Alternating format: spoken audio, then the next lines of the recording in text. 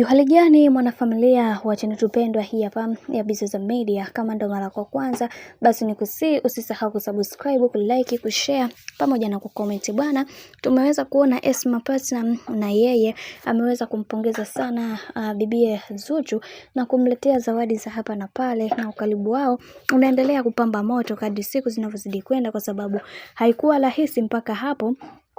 walipoweza kufikia, na tumeweza kuona wengi wao wamekuwa wakizungumza mengi juu ya yale ambayo amekuwa akiyapitia bibie Zuhura, na leo hii tumeweza kuona namna ambavyo bibie huyu ameweza kusema ya kwamba katika mawifi ambao ninaowapenda sana katika maisha yangu ni bibie Zuchu pekee ambaye amekuwa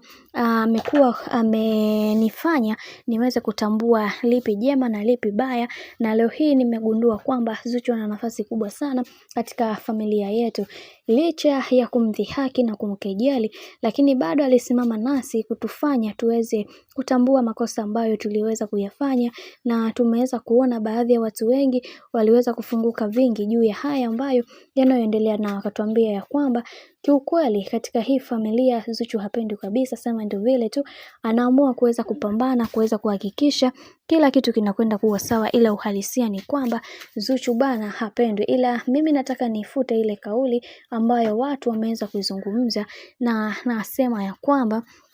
Zuchu ni mwanamke ambaye anayependwa na familia ya bwana mkubwa Diamond Platnumz,